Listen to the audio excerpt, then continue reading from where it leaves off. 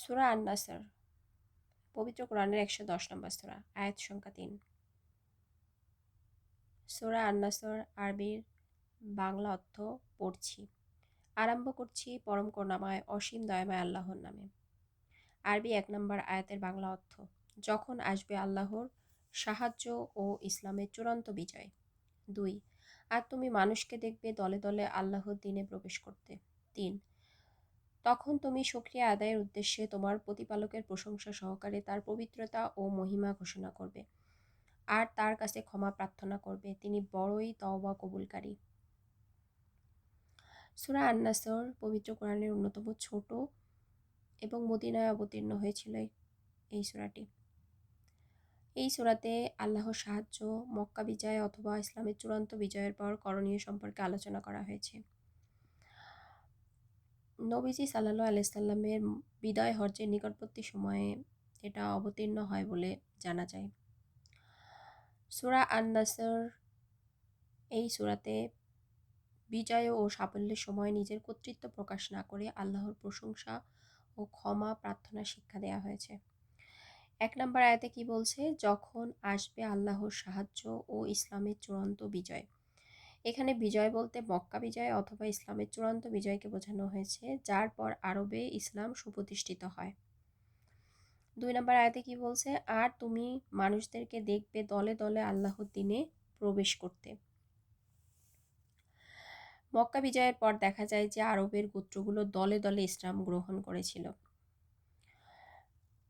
৩ নম্বর আয়াত, তখন তুমি শুকরিয়া আদায়ের উদ্দেশ্যে তোমার প্রতিপালকের প্রশংসা সহকারে তার পবিত্রতা ও মহিমা ঘোষণা করবে আর তার কাছে ক্ষমা প্রার্থনা করবে, তিনি বড়ই তওবা কবুলকারী। বিজয় অর্জনের পর আল্লাহর শুকরিয়া আদায় করা এবং বিনয়ী হওয়ার নির্দেশ দেওয়া হয়েছে এই আয়াতটাতে। তাহলে সূরা আন-নাসর এই ৩টা আয়াতের মূল বক্তব্য বোঝা গেল। এখন এই ৩টা আয়াত আমরা মুখস্থ করি। ১ নাম্বার আরবি আয়াতের বাংলা অর্থ, যখন আসবে আল্লাহর সাহায্য ও ইসলামের চূড়ান্ত বিজয়। ২, আর তুমি মানুষদের দেখবে দলে দলে আল্লাহর দ্বীনে প্রবেশ করতে। ৩, তখন তুমি শুকরিয়া আদায়ের উদ্দেশ্যে তোমার প্রতিপালকের প্রশংসা সহকারে তার পবিত্রতা ও মহিমা ঘোষণা করবে আর তার কাছে ক্ষমা প্রার্থনা করবে, তিনি বড়ই তাওবা কবুলকারী।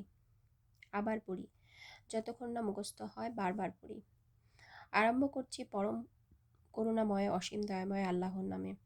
১, যখন আসবে আল্লাহর সাহায্য ও ইসলামের চূড়ান্ত বিজয়। আর তুমি মানুষদেরকে দেখবে দলে দলে আল্লাহর দ্বীনে প্রবেশ করতে। তখন তুমি শুকরিয়া আদায়ের উদ্দেশ্যে তোমার প্রতিপালকের প্রশংসা সহকারে তার পবিত্রতা ও মহিমা ঘোষণা করবে আর তার কাছে ক্ষমা প্রার্থনা করবে, তিনি বড়ই তওবা কবুলকারী। আবার পড়ি, যখন আসবে আল্লাহর সাহায্য ও ইসলামের চূড়ান্ত বিজয়। আর তুমি মানুষদেরকে দেখবে দলে দলে আল্লাহর দ্বীনে প্রবেশ করতে। তখন তুমি শুকরিয়া আদায়ের উদ্দেশ্যে তোমার প্রতিপালকের প্রশংসা সহকারে তার পবিত্রতা ও মহিমা ঘোষণা করবে আর তার কাছে ক্ষমা প্রার্থনা করবে, তিনি বড়ই তওবা কবুলকারী।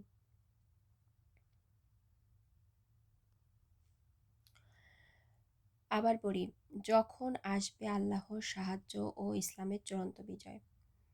আর তুমি মানুষদেরকে দেখবে দলে দলে আল্লাহর দ্বীনে প্রবেশ করতে।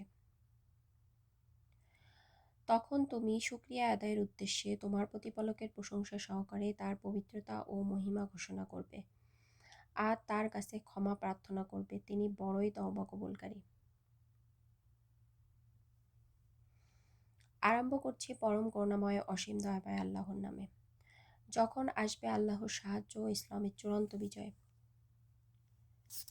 আর তুমি মানুষদেরকে দেখবে দলে দলে আল্লাহর দ্বীনে প্রবেশ করতে।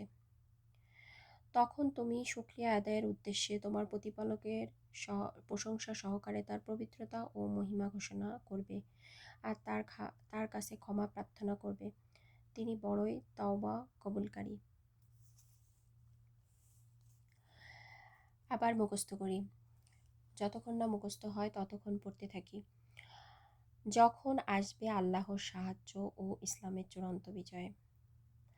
আর তুমি মানুষদেরকে দেখবে দলে দলে আল্লাহর দিনে প্রবেশ করতে।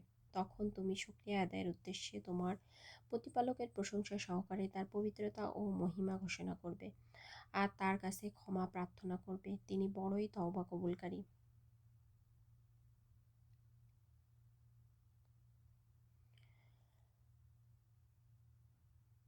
নিশ্চয় আল্লাহ যা বলেছেন তা সত্য বলেছেন। আমার মুখস্থ হয়ে গেছে। আপনাদের মুখস্থ হয়েছে কিনা দেখুন, বারবার পড়ুন।